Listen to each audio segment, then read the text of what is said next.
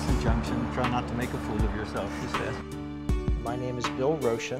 I'm an architect in Los Angeles and president of the LA City Planning Commission, and one of the architects on a project currently looking at the Capitol Records site. And Lou Naidorf is the architect of the Capitol Records Tower. I now had this assignment to do a small building in Hollywood. It was my first job to start from scratch, totally mine. I was 24. Really? So even at that time you didn't know that it was going to be a recording I didn't studio. have a clue. Let's get this out of the way. Everybody says it's a stack of records. Alas, not.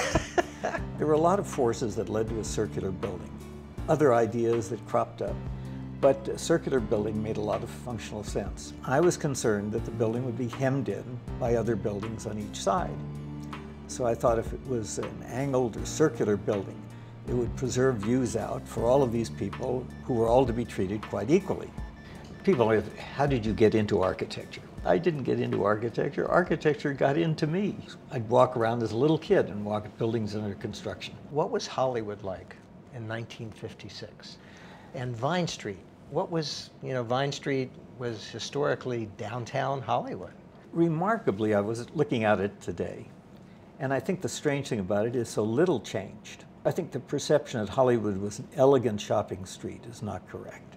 It's always been a sort of mid-level shopping area, and I think in part, for many years, it's been something of a disappointment to tourists who've come. It's been a slow evolution of shops in or out. The economy's gone up a bit, gone down a bit.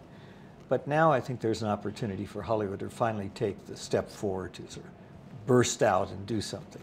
I've been stunned over the years that there's still a vacant parking lot next to the building. It seems to me that somebody in 60 years might have gotten off the mark and done something with that. You would have thought. What Hollywood needs more than anything else is people. People coming, people living here, people being here, people working here. So I think it's very important that a broad diversity of economic opportunities be available to people coming here.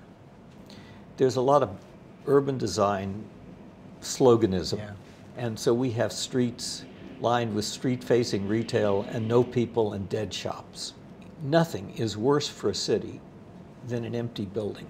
If you look at the impact of the entertainment industry, whether it's music or television or film, not just as an entertainment media, but as a social change agent, then you realize this is really an important place. I would love to see that aspect of the impact of the entertainment industry on the culture of the United States and indeed the world. It's important for people who come here not to see just the surface gloss of it.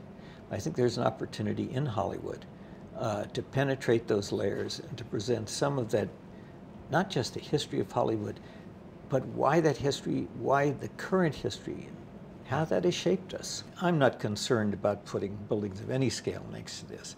I don't think people walking along a street pay a lot of attention to anything above the third floor. And when you designed the building, you did anticipate buildings around it, right?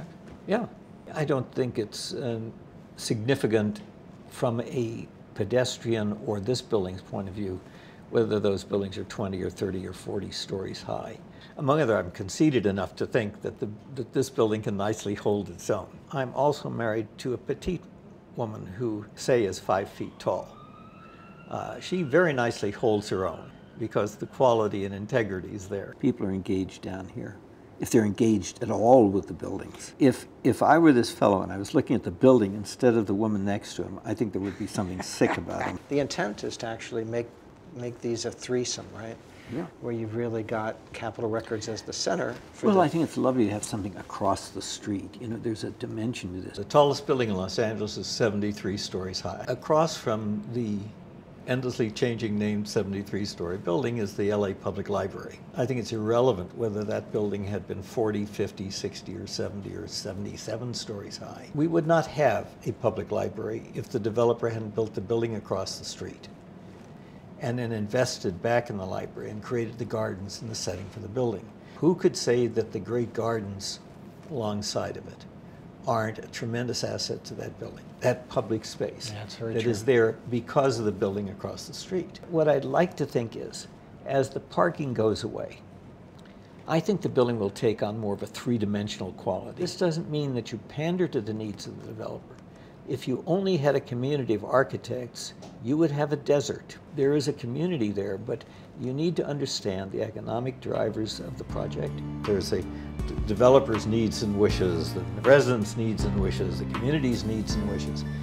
I think we have to have faith that there's an overlap, a richer solution that responds fully to all people's needs.